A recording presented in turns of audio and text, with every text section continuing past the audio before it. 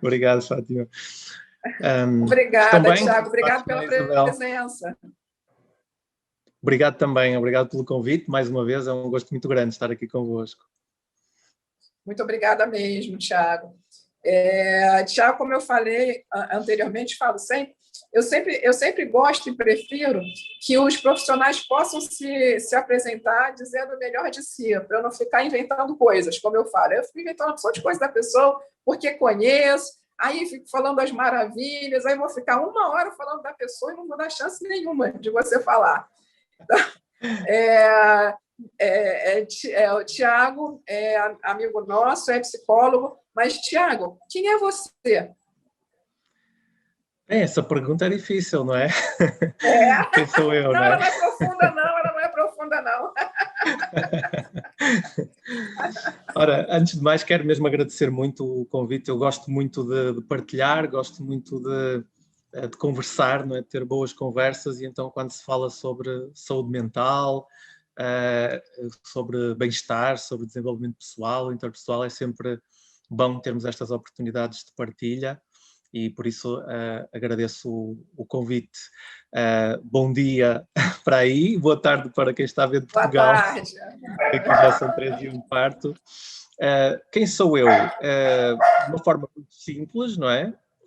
Eu sou psicólogo, especialista em psicologia clínica, sou também terapeuta familiar e de casal, portanto trabalho com casais e com famílias.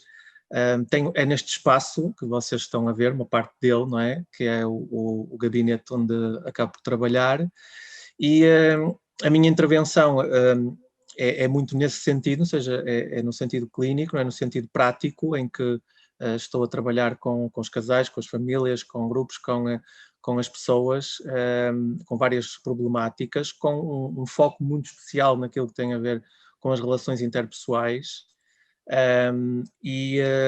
Tenho 2 livros escritos, Sentimento de Pertença e Quando o Amor Chega, que estão relacionados com estes tipos de relações, nas relações interpessoais, e depois também, porque é uma coisa que eu gosto, eu vou partilhando muito nas minhas redes, no meu website, nas minhas redes sociais, vou partilhando muito aquilo que vou pensando, algum do meu conhecimento, alguma das minhas experiências, de modo a que, de alguma forma, possa contribuir para o bem-estar das pessoas ou para refletirem sobre determinadas questões em particular, porque acho que todos nós, enquanto profissionais e destas áreas, e de outras áreas também, obviamente, mas destas em particular, ligadas à saúde, que devemos partilhar muito daquilo que nós fazemos, daquilo que pode ser útil para as pessoas, sob vários formatos, para que chegue a mais gente, e se ajudar uma pessoa já é ótimo, não é? E é esse o meu objetivo. Por isso, a minha apresentação acho que é essa, o resto vão-me conhecendo ao longo da palestra, não é? Então, você vai falar sobre as relações, né? Que é bem pertinente, é um trabalho que eu conheço bem, seu, com relação a casais, os conflitos dentro das relações, de alguma forma, podem levar, e principalmente, às ideações, ou até mesmo a ideação suicida, e até mesmo ao próprio suicídio.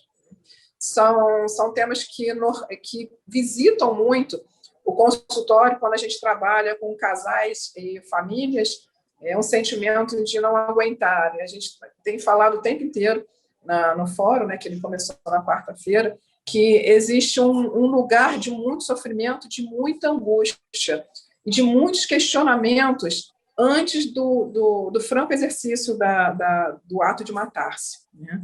Morrer matar-se, né, tem um significado intenso dentro das relações. Tem um recado dentro das relações, a gente sabe disso. Mas, antes de tudo, esse ato ele é carregado de uma perda de limites, né? Ele é carregado de um não mais saber o que fazer. E muitas coisas, muitos sentimentos de aflição e de limites, de não saber mais o que fazer, estão nas relações muito próximas a nós.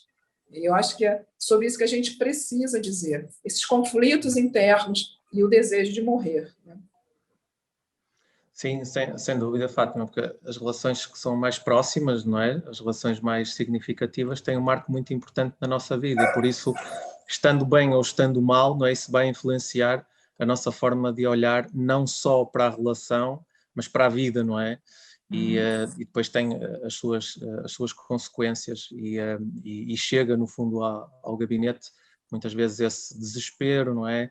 Essa preocupação grande e até essa dificuldade em compreender o que é que se está a passar, não é? E nesse sentido o profissional muitas vezes também tem o papel de explicar de uma forma simples, não é? O que é que está ali a acontecer, não só à pessoa, às vezes um trabalho mais individual, mas às vezes às famílias e aos casais, para terem uma visão externa daquilo que está ali a acontecer e o que é que podem fazer, não é, relativamente a isso. Mas vamos viajando então por aí naquilo que eu fui preparando para vocês, sendo que estejam à vontade para questionarem a qualquer momento, ok? Podem interromper a qualquer momento, consoante eu for apresentando. Optei por um formato, ou seja, isto é um tema muito, muito complexo, dá para pegar por muitas coisas, dá para falar naturalmente muita coisa. Eu optei por seguir uma determinada linha, que espero que vá ao encontro das expectativas daquilo que pretendem em termos de resposta, mas também tenho essa abertura para colocar as questões que devem ser colocadas para poder compreender melhor. As pessoas podem fazer perguntas, então, no decorrer da sua apresentação? Podem fazer perguntas, não me cortam um raciocínio, não há problema. Já tenho a linha, digamos assim, montada, nesse sentido, podem fazer questões à vontade, de alguma coisa que eu possa estar a dizer e também não esteja a ser suficientemente clara, ou que seja necessário, no fundo, alguma clarificação, porque é isso que é importante, não é? Não interessa estarmos aqui a debitar o que quer que seja, se depois não é compreendido, não é? Há uma coisa que é muito importante, é nós compreendermos a mensagem, não é? Fátima, posso iniciar? Claro, nós já iniciamos, vamos lá. Já iniciamos, sim. Iniciar a apresentação, vou pedir para partilhar aqui. Claro. É verdade, já iniciamos. Ora, vou ver se encontro aqui para poder partilhar.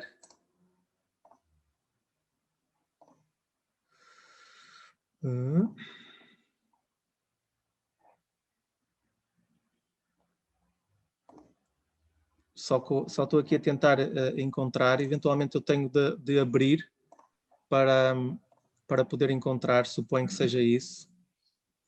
Eu vou tentar aqui, só um minuto. À vontade. Ok, vamos lá ver se agora já dá. Era isso que eu estava a pensar. Ok. Muito bem. Então,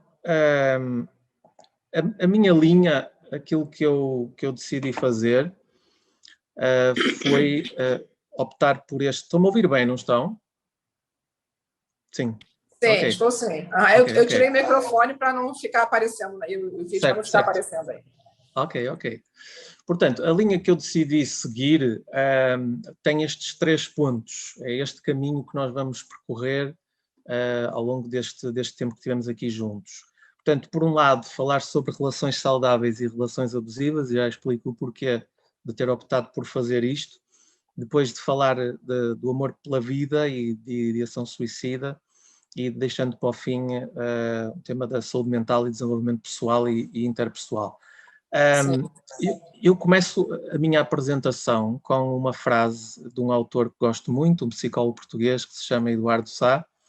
É uma frase muito impactante, já foi uma frase que eu li há muitos anos, mas que me ficou, e que é um espelho, e no fundo é uma base para a minha apresentação, como se ela tivesse no fundo sempre presente, ou até um revestimento da mesma, que de certa forma até eu acho que acaba por ter aqui uma ligação com uma coisa que eu vi agora na parte final da Fátima, que o melhor lugar é a vida, não é? E uma vida com amor, não é? Torna-se um lugar melhor ainda. E a frase que eu partilho convosco é esta, não é? Amar é morrer para a morte. E é um ponto de partida importante para nós iniciarmos e para, ao lermos e ao escutarmos aquilo que vai sendo dito, percebermos sempre que há aqui este aspecto que é fundamental para a nossa vida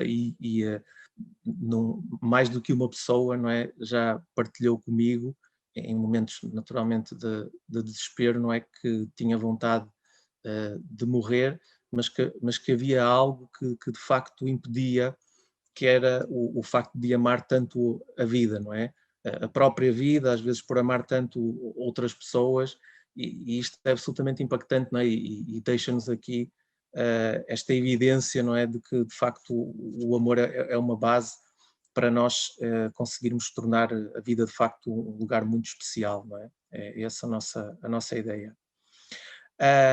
Ora, eu decidi começar por falar de relações saudáveis, não é? O que é que são e para que é que servem, precisamente porque é importante fazê-lo.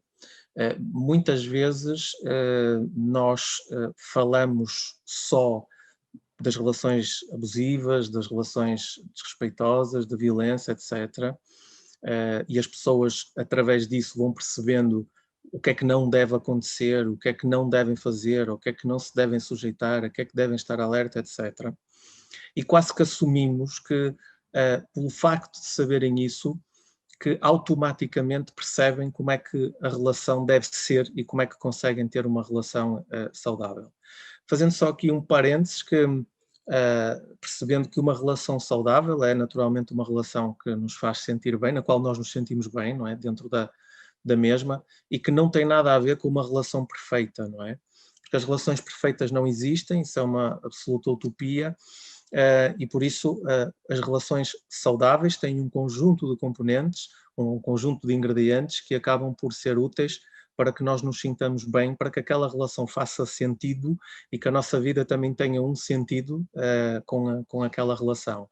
E é por isso que não nos podemos esquecer do que é que faz parte das relações saudáveis para conseguirmos construir boas relações. Porque, fazendo aqui um outro parênteses, porque quando vêm procurar ajuda, os casais, as famílias, acabam por, às vezes entram relações que são relações saudáveis, mas que têm um problema aqui ou ali, ou precisam de se adaptar a uma nova fase da relação, etc.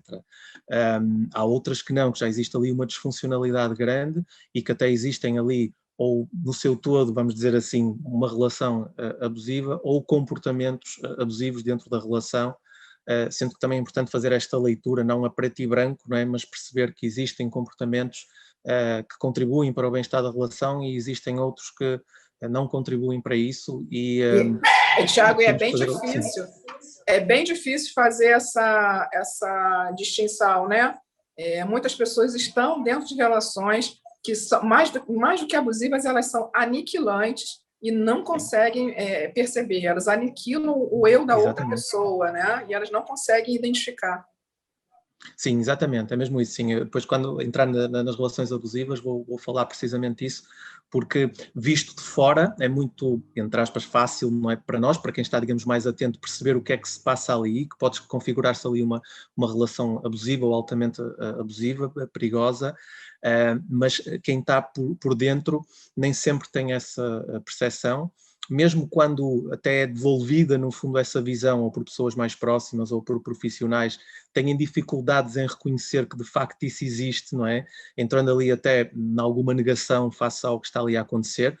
Ouve-se muito até dizer quando está bem, está tudo bem, é das coisas que mais ouço, não é? Quando estamos a falar de relações abusivas e que as pessoas acabam por partilhar comigo, quase como desconsiderando ou não tornando muito relevante aquilo que está mal, não é? E o que está mal às vezes é gravíssimo, não é? Mas no fundo estão a desculpar, vamos dizer assim, o que está a acontecer, porque na verdade existem ali partes que estão boas, não é? Sim. Dizer, Fátima... e são as partes dependentes, né? O vínculo se dá através da dependência e existe sempre uma ideia de que se perdermos aquilo que está no outro, que pensamos que está no outro, perdemos a nós mesmos, né? Então, para preservar-se, mantém-se o relacionamento. Certo, exatamente. Sim, que é outra dimensão que depois podemos e devemos entrar, mas lá irei. Portanto, trouxe estas duas palavras, o respeito e a equidade, porque são duas palavras que devem fazer parte de relações saudáveis, não é? Porque uma relação saudável é uma relação onde há um respeito mútuo, não é? Onde a pessoa respeita a opinião da outra pessoa, onde respeita aquilo que é a sua forma de querer, de ver o mundo, a sua forma de se vestir, a sua forma de se relacionar com as outras pessoas, enfim, o respeito num sentido mais amplo, há esse respeito, e a equidade no sentido de um equilíbrio, não é? A equidade tem aqui uma mistura das palavras de equilíbrio, de igualdade, não é? E, portanto, há aqui um equilíbrio de poder, porque as relações também são relações de poder e pretende-se que esse poder esteja bastante equilibrado, não é? Quando falamos de relações abusivas, não é? Nós falamos de um desequilíbrio muito grande, não é? Em termos de poder, umas mais do que outras em termos de gestão, que nós todos fazemos, não é? E fala-se muito agora de nós sermos aquilo que verdadeiramente somos, não é? E precisamos dessa liberdade, de facto, para sermos quem somos e de aceitarmos que nós somos dessa forma. Embora isso seja muito complicado, porque quem é que nós somos, não é? É sempre uma questão muito complexa. Uma vez escrevi qualquer coisa como a maior certeza que tenho é a incerteza de quem sou, e esta é uma verdade. Isto não impede que eu saiba quem sou e aquilo que não sou, mas é sempre um processo em construção. E é sempre algo que é muito difícil nós fazermos sozinhos, não é?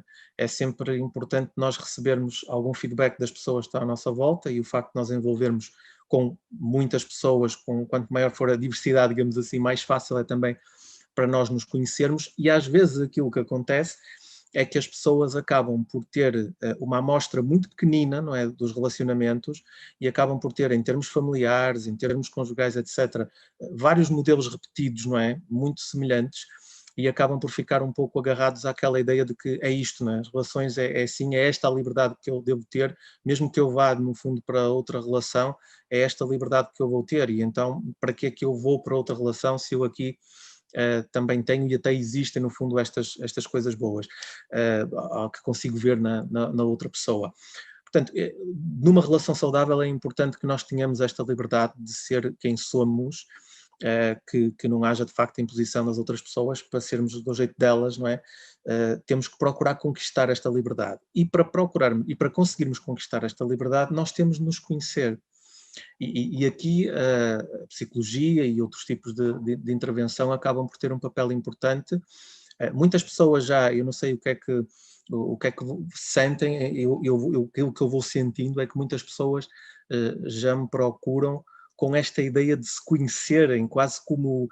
Eu nem tenho problema nenhum, vamos dizer assim, mas tenho uma vontade muito grande de me conhecer, de perceber porque é que eu me comporto assim, porque é que eu me comporto assim nas relações, porque é que eu sou assim, porque é que eu consigo ou não consigo fazer isto, tenho mais dificuldades nisto ou naquilo, ou seja, já começa a haver uma preocupação das pessoas em realmente perceberem quem são, e Sim, isto é sim, extraordinário, não é? Porque é importante.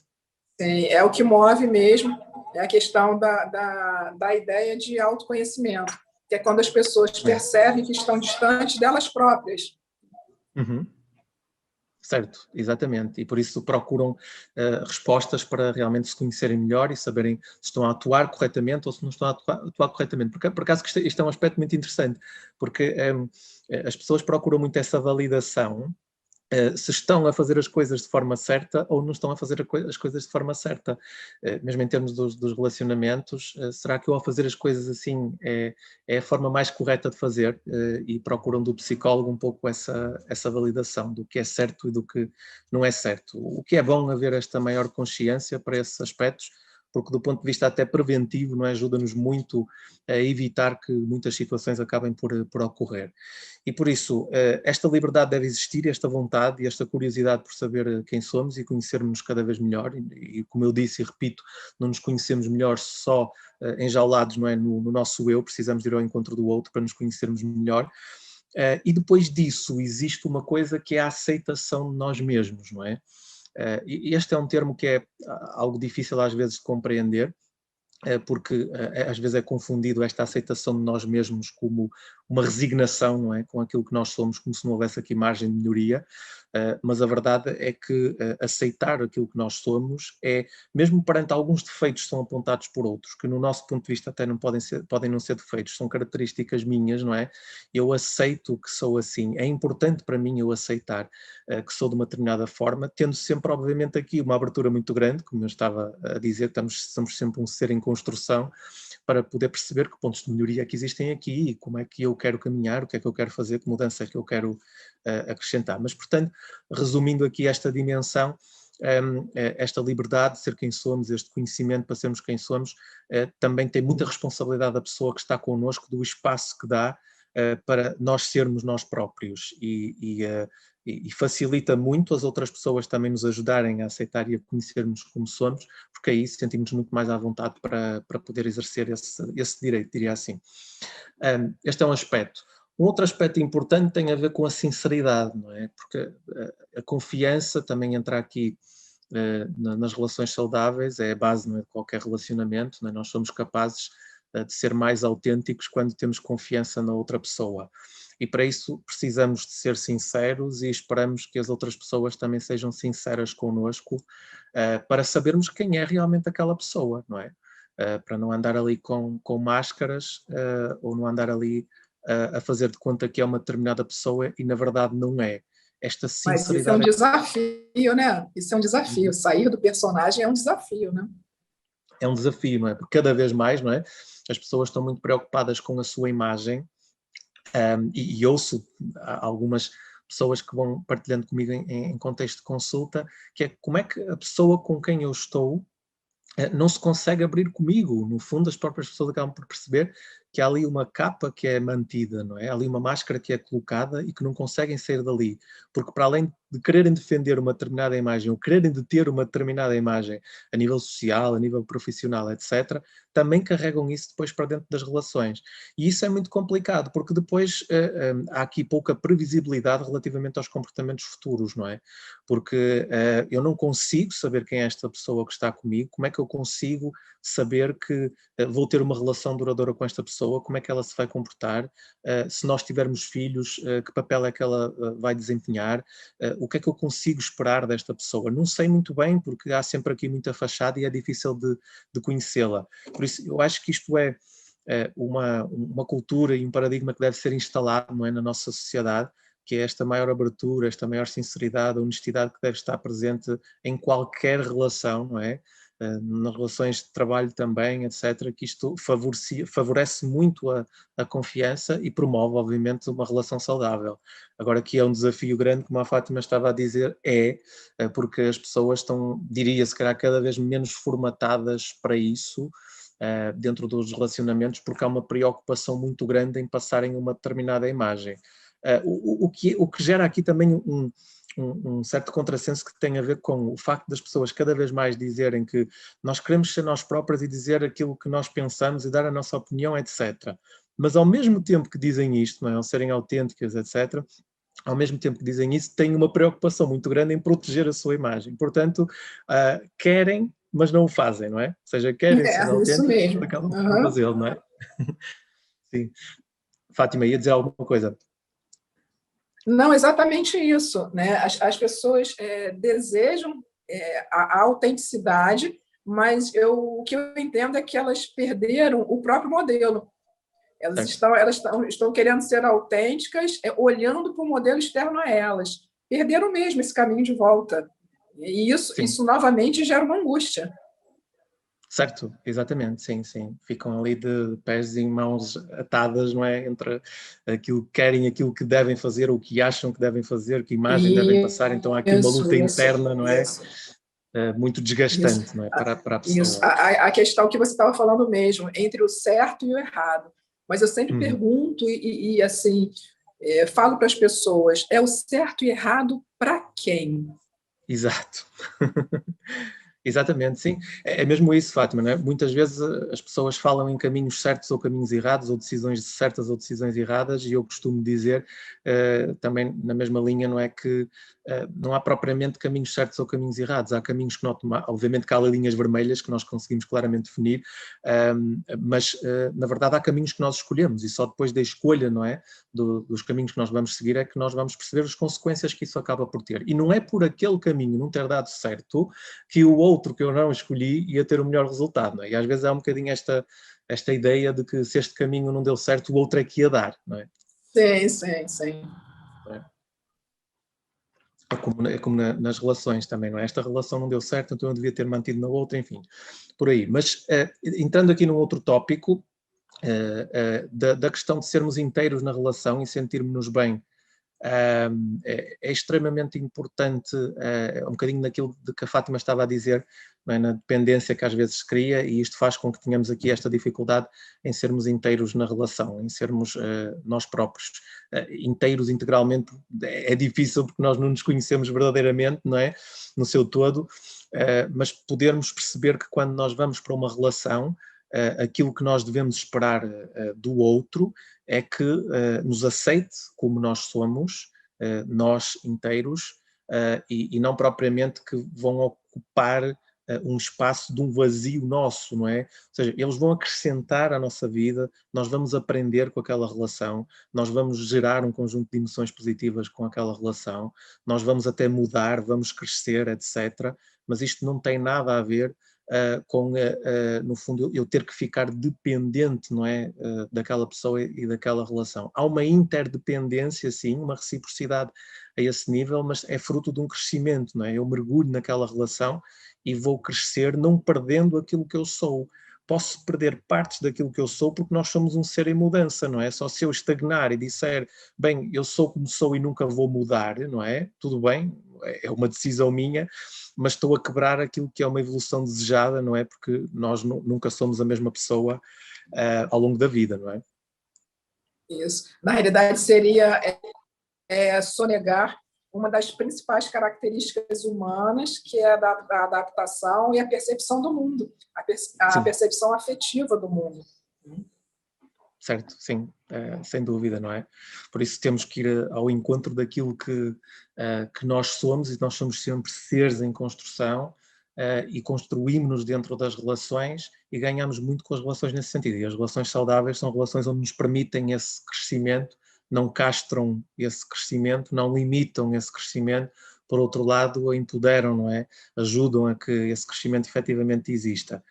E dentro das relações saudáveis também é importante existir o encorajamento e a admiração do mundo do outro, que é muito difícil nos tempos atuais, que as pessoas estão tão centradas em si próprias, que é difícil admirar o mundo do outro e é difícil olhar para aquilo que o outro gosta, aquilo que o outro faz, e encorajá-lo para que consiga fazer as coisas ao jeito da própria pessoa também. Porque às vezes também há esta ideia de tem que se fazer as coisas ao meu jeito, não é?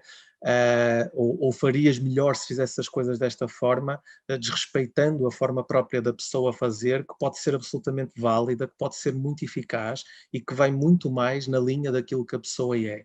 E a pessoa muitas vezes, quando está a partilhar alguma coisa, ou até alguma dúvida que tenha face a uma determinada decisão, não está propriamente à procura de uma resposta alternativa face àquilo que já pensa, está à procura apenas do encorajamento, à procura de uma certa validação.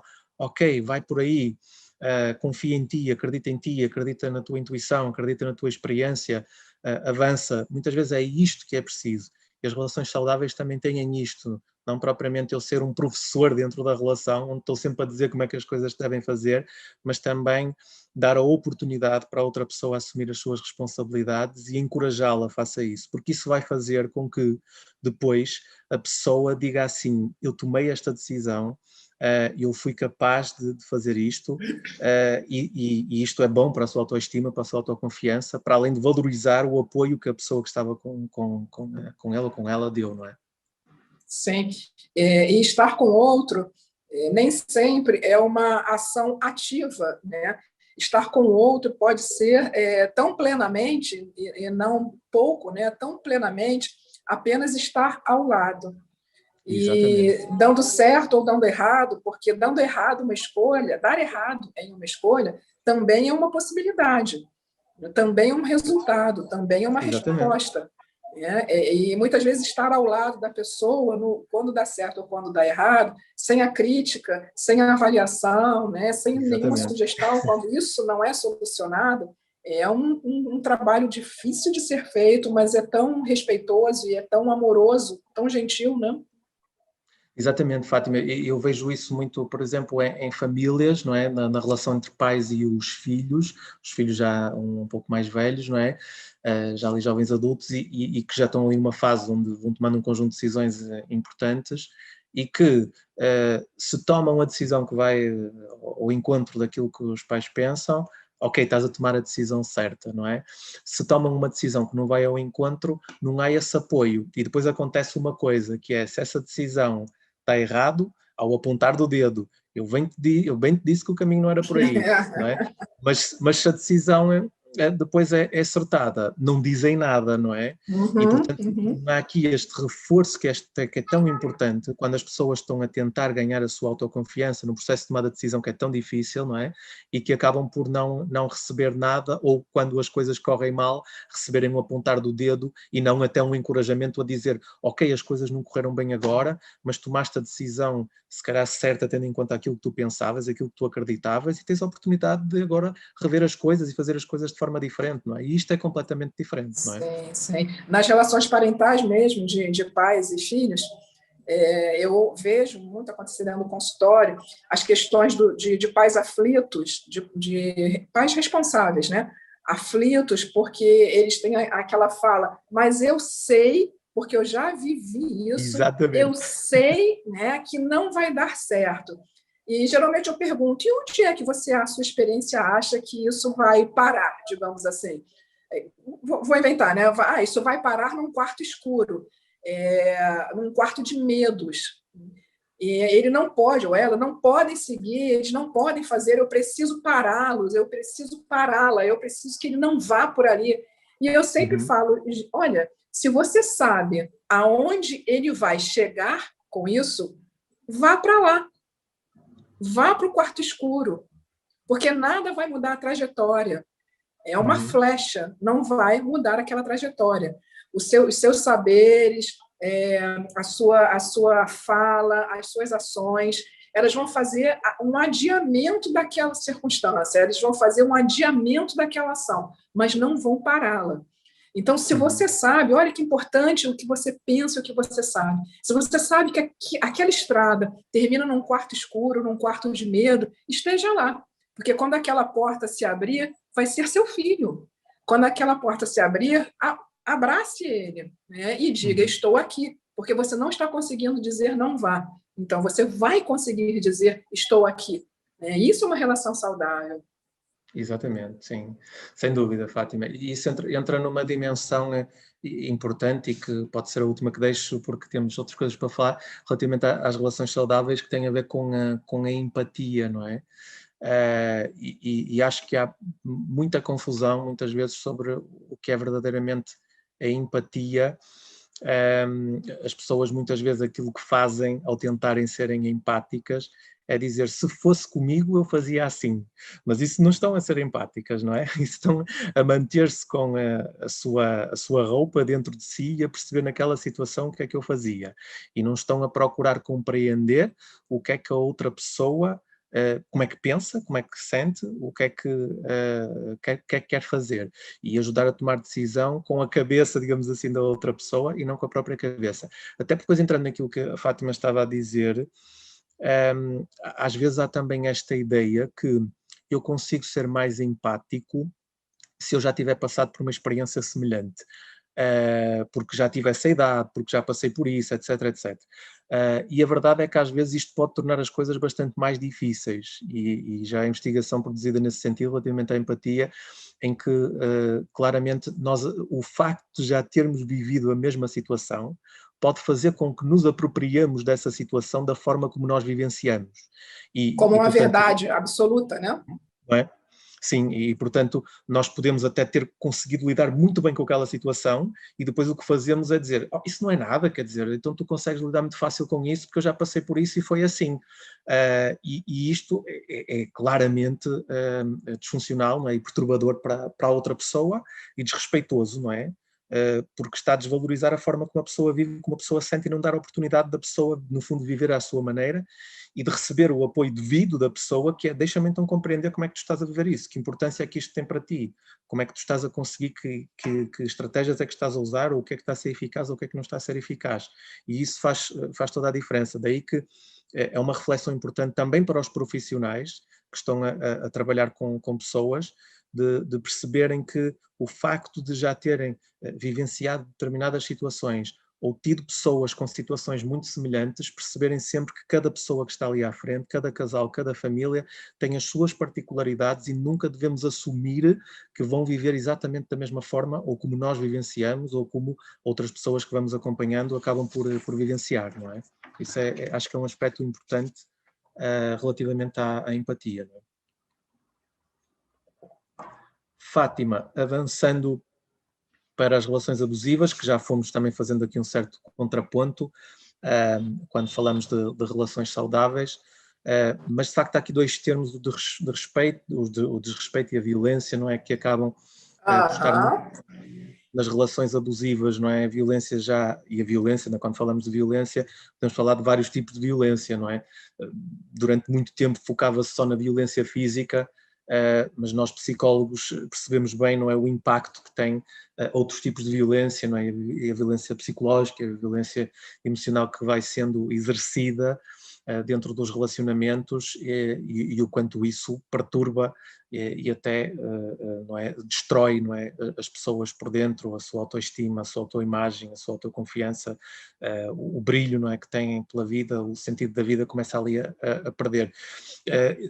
A violência social também não é a humilhação que muitas vezes, enquanto casais e famílias, não é, dizem coisas, partilham coisas que são coisas íntimas, são coisas privadas à frente dos outros, porque para a pessoa, isto é só uma brincadeira, mas a pessoa que é alvo, não é, de chacota acaba por levar isso muito a peito e não gostar daquela exposição, não é, e daquela humilhação, até porque há aqui uma certa traição, não é, porque se eu partilhei isto com esta pessoa, se esta pessoa teve acesso a isto, não tenho direito, não é, de estar a dizer a outras pessoas aquilo que eu não quero que seja dito, por mais que ela ache muito engraçado, que ache que está apenas a brincar.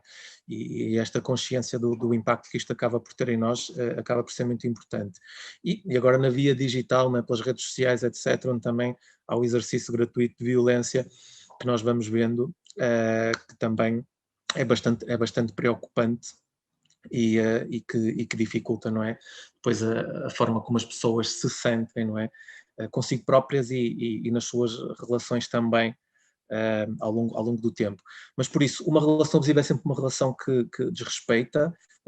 Nós podemos pegar aqui num termo abusivo num sentido mais abrangente, não é? Não num sentido muito restrito de situações mais extremas, mas o simples facto de eu não respeitar aquilo que a pessoa sente, neste exercício empático que me estava a falar há pouco, não dar espaço para escutar aquilo que a pessoa está a pensar e a sentir e a visão que tem sobre as coisas, querendo impor, não é, o meu mundo à pessoa, isso é bastante desrespeitador e é bastante abusivo e nós temos de ter muita consciência disso. E às vezes encontro famílias, não é, onde isso acaba por acontecer, e não têm muito essa percepção e têm muita dificuldade em aceitar que isso aconteça. É um trabalho, como eu costumo dizer, com pinças, às vezes, nosso, porque muito facilmente, ao entrarmos em determinados domínios, alguns elementos começam a rejeitar, não é? O trabalho que está a ser feito, ou a rejeitar a terapia. Então isto tem que ser feito com muito cuidado, com muita delicadeza, com muito jogo de cintura, para ficar claro o modelo que está ali instalado, e que, como se utiliza, não é, muitas vezes em terapia familiar, que, por exemplo, um elemento é o sintoma, não é, de uma disfuncionalidade familiar, e ter de devolver, no fundo, isso à família acaba por ser muito complicado, é um trabalho muito desafiante. Sim, é interessante, não sei se acontece dentro do seu consultório, mas dentro do meu existem os favores. Uma das coisas que eu mais aprecio quando chega o casal, principalmente, nem a família nem tanto, mas quando chega o casal, está na maioria das vezes, um está sempre ali em favor ao outro, para prestar um favor ao outro. Exatamente, exatamente. É mesmo isso, Fátima, ou seja, muitas vezes dizem assim, eu estou aqui por ele ou estou aqui por ela, não é?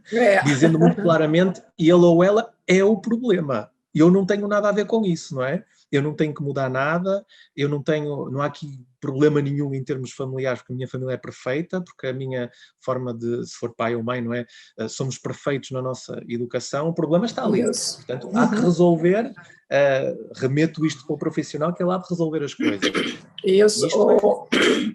Olha o que esse louco ou essa louca tá dizendo, não vejo problema nisso. Exatamente, é mesmo isso, e isto para nós é de facto muito difícil, porque nós estamos sempre aqui no jogo pessoal e profissional, não é? Quando estamos a nossa pessoa faz parte, não é, do processo, e enquanto profissionais temos de lidar, não é, com as emoções que são também desencadeadas em função disto e da resistência que a família acaba por criar. Mas temos que ter esperança, e todos os profissionais da área acho que têm muito essa positividade e essa esperança, não é?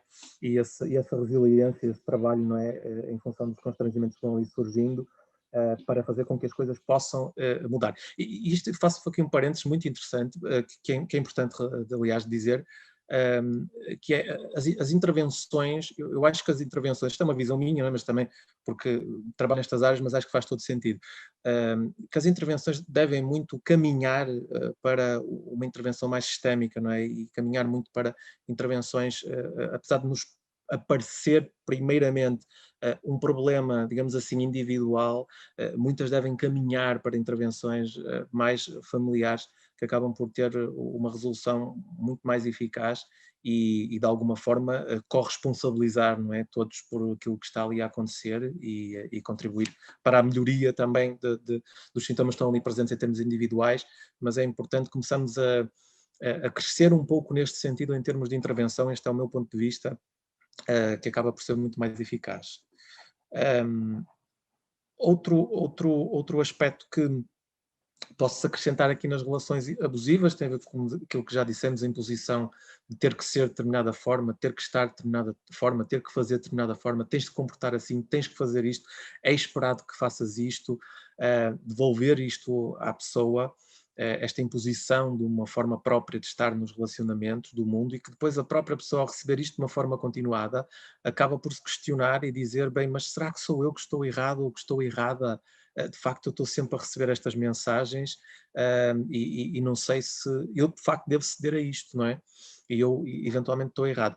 Até porque muitas vezes estas imposições não são assim tão claras quanto possa parecer, e às vezes as pessoas dizem, não sei, eu nunca estaria numa relação onde me fizessem uma coisa dessas, e depois entram nessas relações e acabam por partilhar, não é, muito isso, que é, eu nunca pensei, quando ganham consciência, que entrasse numa relação deste tipo e que permanecesse numa relação deste tipo e que não percebesse o que é que estava aqui a ocorrer. Porque se muitas vezes as coisas são claras, há outras vezes que não são, não é? Há uma manipulação muito, uma capacidade muito grande, não é? Uma habilidade muito grande de determinadas pessoas de manipularem, mais consciente ou mais inconscientemente, mas de fazerem essa manipulação de uma forma muito subtil, em que vão anulando, não é, o outro, em que vão impondo a sua forma de ver as coisas, e o outro vai se subjugando, vai cedendo, etc. E aí, obviamente, para quem está por dentro é muito mais difícil ver. Quando já é, digamos assim, mais claro, já é difícil ver, em muitos casos, então assim, desta forma, mais difícil acaba por ficar, não é? E por isso, às vezes, nos processos de intervenção individual ou de casal, o que seja, acabam por ter um bocadinho mais essa consciência. E a própria dependência, como estava a dizer a Fátima, a determinada altura, que também é alimentada, não é, pela outra pessoa, a dizer, mas tu não vives sem mim, não é? Eu vou ser sempre o amor da tua vida, ou tu não és nada sem mim, ou eu sou a metade que te falta, ou qualquer coisa do género, não é? E estas mensagens que vão sendo passadas, que de facto enfraquecem, não é, a outra pessoa e desequilibram bastante a relação, e torna-se aqui uma relação Sim. bastante... Existe a questão do senso comum também, das pessoas estimularem a busca da outra metade, a outra Exatamente. metade da laranja, a outra metade, Sim. né? Existe um senso comum de que nós temos uma outra metade perdida por aí, e que o protótipo da felicidade nos relacionamentos é encontrar essa outra metade. Quando, de fato, não existe isso. Somos únicos, somos inteiros, somos integrais. Existe a partilha, existe o outro na sua integralidade, partilhando a nossa própria integralidade, o que forma um vínculo muito maior. Eu costumo dizer, por analogia, uma coisa engraçada, porque também para um senso comum, as pessoas falam que 1 mais 1 são 2. Mas eu sempre digo que nos relacionamentos, muito mais importante e muito maior do que 1 mais 1 são 2, 1 mais 1 são 11. Porque mantém o 1 integral, né? Mantém cada Exato. 1 integral. E vai muito para além do 2. Quando você parte, quando você tem qualquer necessidade de separar-se, seja uma questão de temporal, né, daquele momento, ou seja uma separação mesmo, não há mais possibilidade da convivência, o 1 mantém-se 1. Ele vai integralmente, ele mantém-se 1, mantém-se único. E quando as pessoas se fundem nessa perspectiva da metade, do 2, quando você corta o 2 ao meio, fica um pedaço sem nenhum significado. São 2 pontinhas e uma bolinha para um lado. Uma pontinha e uma bolinha para um lado e uma corcundinha com rabisco para o outro. O que é isso? 1 mais 1 são 11, mantendo a integralidade de cada um. A metade da laranja está dentro de você. Nós somos uma laranja inteirinha. Exatamente. É mesmo isso, Fátima. E eu até ligo isso a outra questão, que eu acho que acaba por contribuir de uma forma negativa, não é, para esta ideia de que há uma metade, não é, que vai preencher, que tem a ver com uma coisa que é com a espontaneidade e a intencionalidade. E as pessoas estão muito à procura, que eu tenho, como costumam dizer, tenho química, não é? Muito facilmente consigo ter química com aquela pessoa e não vou conseguir arranjar esta química com outra. Partindo deste princípio que é, tudo tem que ser muito espontâneo. Se funciona, funciona. Se não funciona, então, ok, não dá. E temem perder as relações, às vezes por isso, porque percebem que há ali elementos importantes que acabam por funcionar, apesar de haver muitas outras coisas que não funcionam. E não percebem que existe um papel muito proativo que deve existir da nossa parte, não é? Construtivo, com intenção de construir os relacionamentos. E quando nós conseguimos perceber isso, que é, eu ao entrar num relacionamento, seja no A, no B, no C ou no D, eu tenho possibilidade de criar o meu relacionamento. Eu tenho possibilidade de dar forma aqui ao relacionamento. É o meu relacionamento e da outra pessoa, há uma visão de um e de outro, se vai conjugar e vai construir conjuntamente. E nós temos possibilidade de até nos encontrarmos aqui perante as nossas diferenças. E quando assim acontece, já não há esta ideia, não é, de facto, isto tem de fluir, não é? E não tem que haver aqui esforço nenhum ou trabalho nenhum para nós construirmos a relação. Eu acho que esta ideia de que tem que fluir e eu não tenho que ter aqui trabalho nenhum, não tem que haver aqui nenhuma intencionalidade, também contribui um pouco para isto, de eu estou à procura da minha metade, não é? Então, não dá, então eu saio e vivo um bocadinho assim. Pensei que ia dizer alguma coisa, Fátima. Não, estou ouvindo e aprendendo. Ok. Para além destas questões, podemos acrescentar aqui a ideia deste desequilíbrio que às vezes existe, que é para mim, eu tenho liberdade, mas o outro não. Ou seja, eu posso fazer tudo, eu posso agir de uma determinada forma, mas o outro não, o outro tem limites claros. Eu posso estar com os meus amigos, eu posso ir sair, eu tenho os meus horários, mas o outro não, o outro tem determinadas responsabilidades para consigo. Como se estivéssemos aqui numa relação entre pais e filhos, não é? Numa relação conjugal, e que eu mandasse e que eu ditasse as regras e que há uma liberdade para um e que há uma liberdade para outro, que isto é um desrespeito tremendo, não é? Que não contribui em nada para aquilo que tinha falado inicialmente das relações saudáveis da equidade, não é? Há aqui um desequilíbrio muito grande e que as pessoas às vezes aceitam, fruto de modelos que também têm, por exemplo, em termos familiares, porque já o meu pai era assim, ou já minha mãe era assim, as relações sempre foram assim, ou as que eu fui tendo, as que eu fui vendo, e vão ficando dentro disto, sem perceberem de facto que têm aqui um espaço privilegiado que devem ocupar e que devem exigir, não é? E que acabam por subjugar a isso e as outras pessoas vão se alimentando, não é, do poder que têm e vão julgando muito à sua maneira relativamente a isso, não é? Assim como, Tiago, está falando da questão da liberdade ser estabelecida para um, também existe a questão onde as regras são estabelecidas a partir desse um. O que eu posso fazer e que estaria intimamente vinculado ao que eu gosto de fazer, você também pode fazer, você está autorizado a fazer.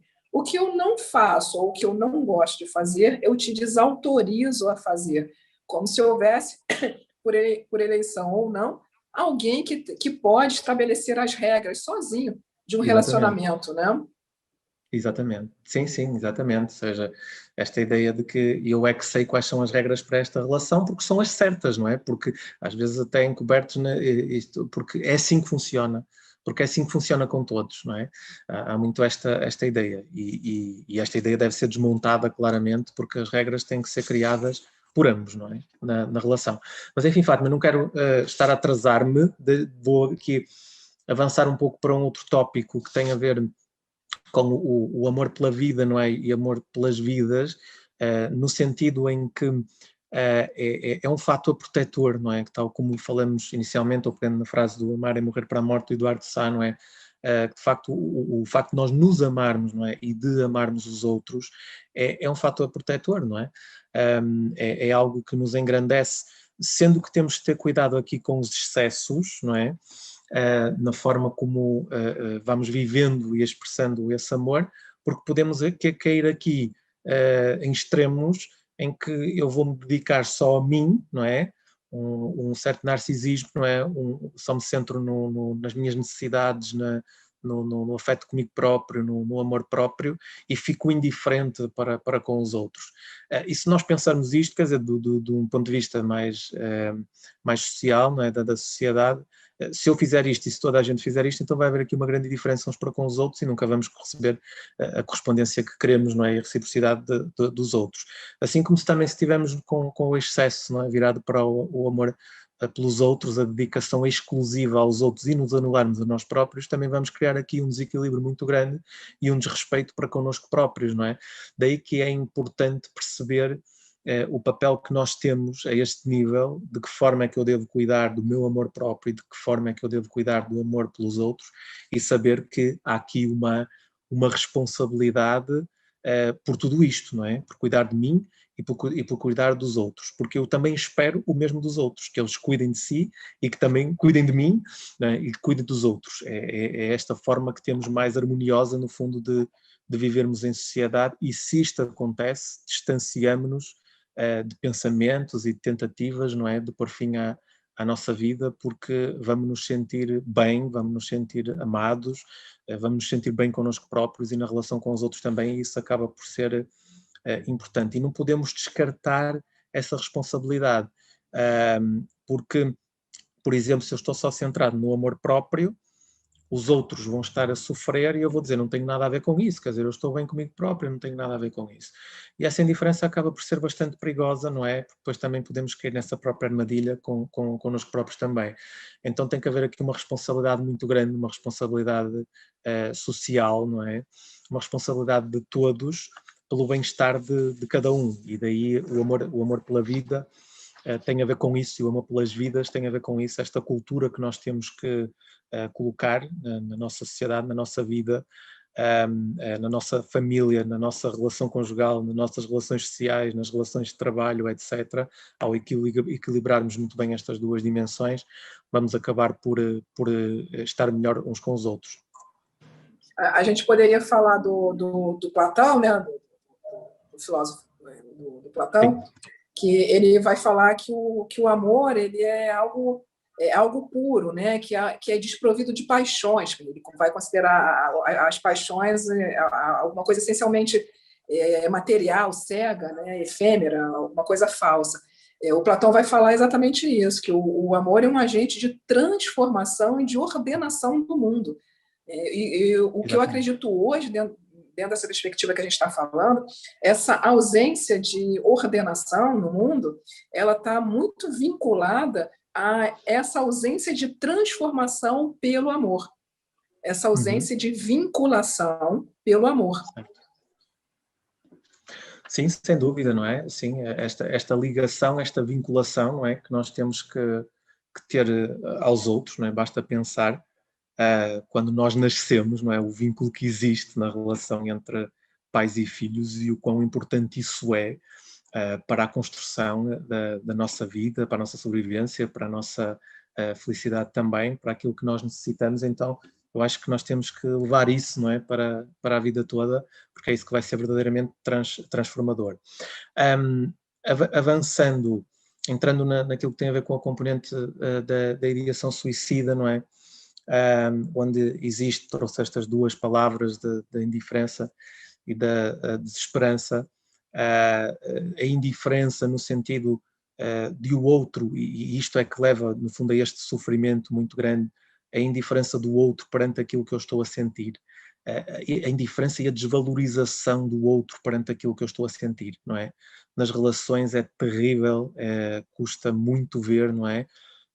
A forma como às vezes as pessoas desvalorizam totalmente o que a outra pessoa está a sentir, inclusivamente quando estamos e quando trabalhamos, não é, com casais ou com famílias, quando um elemento está a partilhar alguma coisa que claramente o marca ou a marca e está a chorar e está a falar do quão impactante aquela situação, por exemplo, que está ali a partilhar, acaba por ter para si, e quando o outro de repente ri-se, atropela, fala por cima, ignora, com não verbal, não é, de uma indiferença muito grande, e isto, sentido diariamente dentro dos relacionamentos, leva claramente a que as pessoas se sintam totalmente desprotegidas, não é? E com um sofrimento terrível, porque a pessoa de quem esperam, ou as pessoas de quem esperam receber esse acolhimento, essa empatia, essa compaixão, acabam por receber indiferença e muitas vezes até rejeição, e até culpabilização por aquilo que acabam por estar a sentir, no sentido em que não devias sentir isso. Não é? Como se tivesse autoridade para dizer o que devia ou não sentir, não é? Quer dizer, nós sentimos o que sentimos e temos que ser respeitados por isso. E pessoas que têm autoridade acham que têm esse poder, não é, de dizer o que é que as outras pessoas devem sentir, não é? É algo difícil de ver quando estamos a trabalhar com estas questões, não é? Há muito pouco tempo, lá do meu consultório, eu ouvi uma frase que foi impactante, muito proveitosa, terapeuticamente falando, dentro da terapia do casal, mas bastante impactante. Foi um dos elementos do casal falar, eu gosto muito de estrogonofe, e o outro olhar muito sério para essa pessoa e dizer, não gosta não. Assim, como assim, né? Como assim? Exatamente. É mesmo, não é? É mesmo um atropelo, e quando nós somos atropelados, não é? É um atropelamento, eu acho que vai na linha de uma vez um texto que escrevi, que é o atropelamento egocêntrico, não é? Em que nós atropelamos o outro, não é? Completamente centrados em nós e achamos que temos aqui alguma propriedade sobre aquilo que a outra pessoa gosta, pensa, quer, etc. E assumimos isso dessa forma. Enfim, mas esta indiferença é poderosa num sentido negativo, precisamente para as pessoas depois sentirem que estão num beco sem saída e poderem desenvolver aqui algum tipo de ideias de pôr termo à própria vida, sobretudo quando já estão há muito tempo dentro destes relacionamentos e até em relacionamentos onde até secam a rede social e a rede familiar que as pessoas têm, porque isto acontece também muitas vezes entre os relacionamentos abusivos, não é? Que é esta exclusividade exagerada, não é? Para a relação, secando tudo o que está à volta, e isto faz com que a pessoa dependa única e exclusivamente daquele afeto daquela pessoa, e nesse sentido, se não existe, ou se existe de uma forma muito negativa, acaba por ficar sem nada, não é? E nós precisamos desse apoio, desse suporte. A questão do pensamento que surge, não é? De pôr termo à nossa vida, está muito relacionado com esta questão, não é? Como sair do sofrimento, porque é importante que as pessoas percebam isso, não é? Que as pessoas estão a sofrer muito e querem sair desse sofrimento. E para sair desse sofrimento precisam, obviamente, de encontrar respostas. A resposta a esta questão é a chave, não é? É a chave da vida, diria, não é? Como sair do sofrimento, porque quando nós temos essas respostas, nós vamos sair do sofrimento, não é? Nós vamos procurar implementar aquilo que tiver que ser para conseguirmos sair desse sofrimento. E felizmente há pessoas que, deixe-me dizer assim, sabem estar dentro deste sofrimento e dentro deste lado mais vulnerável, porque aceitam a ajuda, não é? E pessoas quando dizem assim, ok, eu sei que estou assim, eu estou a sofrer, eu não tenho saída, mas estou aqui a trabalhar com um profissional e em articulação com o psicólogo, com o médico, etc. E eu estou disponível para escutar aquilo que vocês têm para me dizer, daquilo que eu tenho de fazer, daquilo que eu tenho que refletir, etc., para poder sair daqui. Ou seja, já mostra aqui uma resiliência boa, não é, por parte da pessoa e uma adesão, não é, na busca destas respostas, no fundo está a agarrar-se à vida, não é? E isto é tão, tão, tão importante para a pessoa, não é?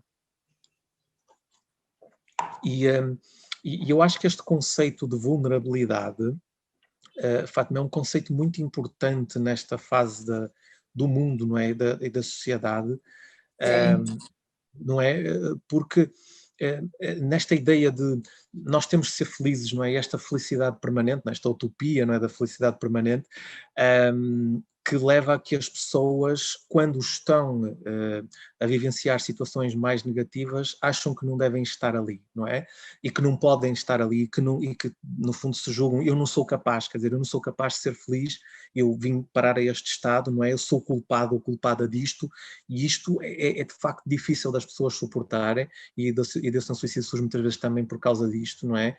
Que é precisamente, eu tenho uma culpa tremenda sobre mim com o estado em que estou, a pessoa que está comigo, as pessoas que estão comigo também atiram essa culpa, reforçando, não é, esta autoculpabilização, e por isso eu acho que nós também, enquanto profissionais, temos muito este trabalho, vamos chamar assim, psicopedagógico, de explicar às pessoas o que é a vulnerabilidade.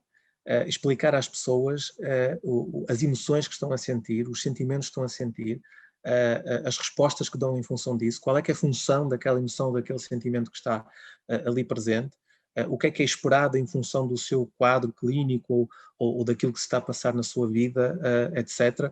Esta educação para as emoções e para sabermos estar, não é, perante a frustração, perante o erro que cometemos, perante a exposição que nos deixa com mais medos, perante a vulnerabilidade, tudo isto nós sabemos estar aqui, acho que é extremamente importante, porque nós não temos de estar sempre a sorrir, nós não temos de estar sempre bem, porque é impossível isso acontecer, não é? E é isto que é importante passar para as pessoas, que é não se sentirem mal por estarem tristes, por estarem com medo, por estarem a sofrer, sentirem mal, obviamente sentem, não estão a sofrer, mas perceberem que isso acontece, isso faz parte da vida, e que podem e devem recorrer à ajuda para conseguirem libertar-se desse sofrimento e conseguirem encontrar o caminho que efetivamente desejam. Eu trouxe aqui uma frase do Viktor Frankl, um livro maravilhoso que é O Homem em Busca de um Sentido, em que diz o seguinte, eu não sei se consigo... já não tenho nada a esperar da vida. Isto, ele viveu, não é? Foi um dos sobreviventes do Holocausto e está aqui a relatar a sua experiência na primeira parte do livro. Na segunda parte tem a ver com a logoterapia, com que ele criou. Já não tenho nada a esperar da vida. Que resposta podemos dar a isto? O que era verdadeiramente necessário era a mudança fundamental na nossa atitude em relação à vida. Tínhamos de aprender, e mais do que isso, tínhamos de ensinar os desesperados que não importava verdadeiramente o que esperávamos da vida, mas antes o que a vida esperava de nós. A vida significa, em última instância, assumir a responsabilidade de encontrar a resposta adequada aos seus problemas e ultrapassar os desafios que constantemente apresenta cada indivíduo. Isto é interessante, não é? Esta ideia das respostas, para já, que são, enfim, fundamentais e aquilo que nós procuramos, não é? A esperança que devemos ter e temos de acreditar, e o quanto as pessoas que estão perto de nós podem ajudar a que nós acreditemos na vida.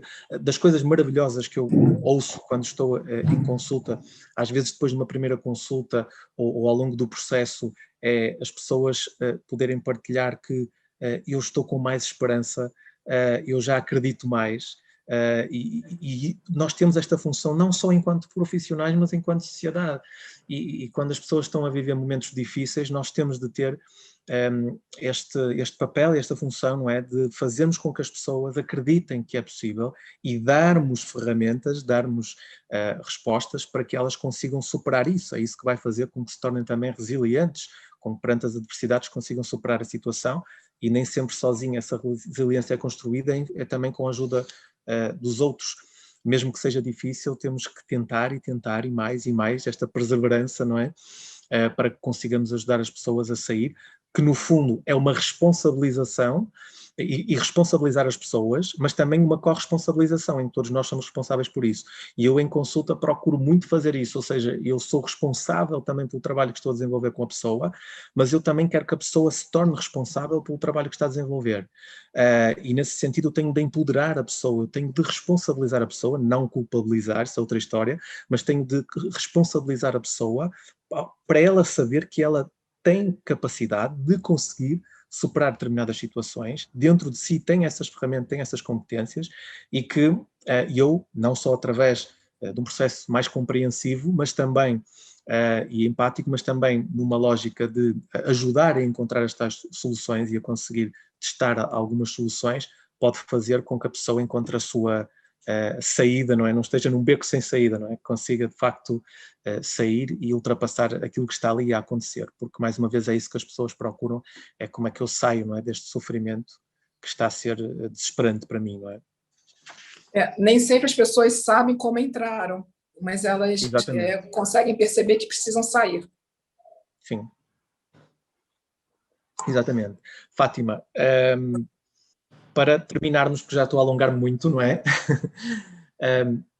Para terminarmos, só deixar aqui a ideia da importância da saúde mental, que nesta pandemia acho que veio ficar bastante mais visível, e ainda bem, não é? As pessoas a estarem mais atentas a isso, e do desenvolvimento interpessoal. Eu trago aqui uma frase que li numa revista muito recente que existe em Portugal, que se chama a Revista Mamute, que vai na sua 3ª edição, do João Pedro Azul, que diz: o nosso mal pode ser um incómodo para o conforto e bem-estar do mundo em geral. Isto muito fruto, não é, desta sociedade de pensar muito em si próprio, não é? O eu acima de tudo, todos a toda a hora, que de facto não é nenhuma solução para nada. Aliás, acaba por ser bastante prejudicial para todos, para o próprio indivíduo, não é? E para a sociedade em si. E nós temos de ter tempo para escutar as pessoas, nós temos de ter tempo para confortar as pessoas, nós temos que ter, por vezes, nos desligarmos daquilo que são as nossas preocupações para estarmos disponíveis para ajudar os outros. Se nós vamos continuadamente dizendo: epá, agora não dá, não chores agora, não fales sobre isso porque eu agora tenho coisas para fazer, não é? Isto é absolutamente desrespeitador. E vai tornar a pessoa que está a sofrer, não é, ainda mais sofredora, ainda mais a sofrer e a sentir-se completamente desapoiada, não é? Numa fase onde precisa desse apoio. Por isso que o mal dos outros não seja um incómodo para nós, mas sim seja uma fonte de preocupação, porque se alguém está mal, nós também devemos estar a contribuir de alguma forma o que podemos fazer para conseguirmos ajudar. Isso é fundamental. Nesse sentido, há aqui 3 aspectos que eu acho que devem ser que são úteis, não é, para a sociedade. Por um lado, os cuidados de saúde especializados, não só no processo individual, mas como também no trabalho com famílias, com grupos e com comunidades, não é? Pessoas que estejam verdadeiramente habilitadas, porque também é muito perigoso, já agora deixo aqui também esta deixa, anda muita gente a trabalhar sobre questões de desenvolvimento pessoal e de saúde mental que não têm formação para isso. Qualquer qualificação. Não tem qualificação para isso, isso é muito perigoso. As pessoas têm de perceber que os processos não são inócuos, não é? Têm os seus efeitos e, nesse sentido, se os próprios profissionais habilitados também, por vezes, erram, têm falhas, não conseguem, às vezes, ter a maior eficácia dentro dos processos, há que perceber, então, que existe muito maior probabilidade, não é, das pessoas que não têm essas competências. Não é culpa só das pessoas que acabam por fazer isso, é também de quem vem disso, não é? E que acaba por enganar, não é? Enganar as pessoas e enganar o mundo, não é? Que precisa de pessoas especializadas para cuidar da sua saúde.